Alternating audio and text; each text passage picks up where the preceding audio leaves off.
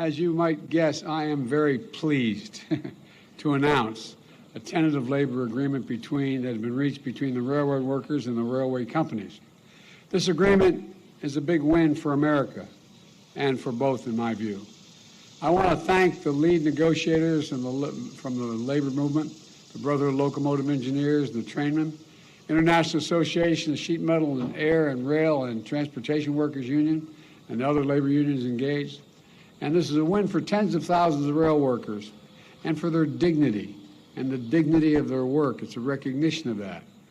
During these early, dark, uncertain days of the pandemic, they showed up so every American could keep going.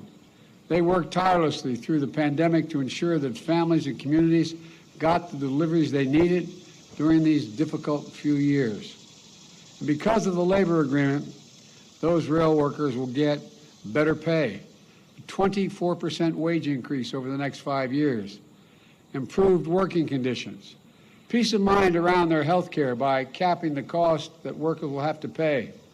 And it's about the right to go to a doctor or stay healthy and make sure you're able to have the care you can afford. It's all part of this agreement. They earned and deserve these benefits. And this is a great deal for both sides, in my view. The agreement is also a victory for railway companies. And I want to thank the lead negotiators from the National Railway Labor Conference and our major rail companies. These companies also played a critical role in keeping America moving during the pandemic, and that's not hyperbole, it's a fact. With this agreement, railroad companies will be able to retain and recruit workers. They'll be able to continue to operate effectively as a vital piece of our economy. They're really the backbone of the economy. I have this visual image of rails being the backbone. I mean, literally, the backbone of the economy. So I thank the unions and the rail companies for negotiating in good faith. They've been up for 20 straight hours to that negotiation and for sticking with it, especially over the last few days. In fact, the negotiators here today, I don't think they've been to bed yet, so I don't want to keep this very long, and they're having to stand as besides. Together, we reached an agreement, you reached an agreement that will keep our critical rail system working and avoid disruptions of our economy. And I'm grateful for the members of the administration who worked tirelessly on both sides to help get this done.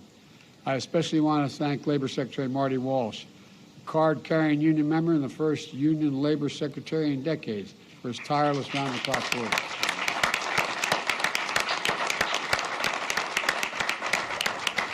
This agreement is validation of what I've always believed.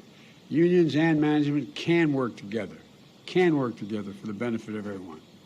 They're traveling now, a number of them up, but I want to thank Secretary of Transportation Pete Buttigieg and Agriculture Secretary Tom Vilsack, who are deeply involved, along with, I want to thank Deputy Labor Secretary Julie Su, Director of the National Economic Council Brian Deese, and the Deputy National Director of Labor Celeste Drake for this commitment and hard work. To the American people, this agreement can avert the significant damage that any shutdown would have brought. Our nation's rail system is the backbone of our supply chain.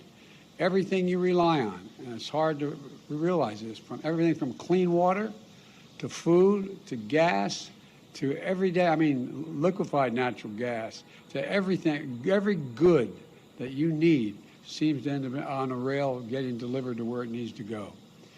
With unemployment still near record lows and signs of progress in lowering costs, this agreement allows us to continue to rebuild a better America with an economy that truly works for working people and their families. Today is a win, and I mean this sincerely, a win for America. So I want to thank you all for getting this done, both business and labor. Thank you, thank you, thank you, and may God protect our troops.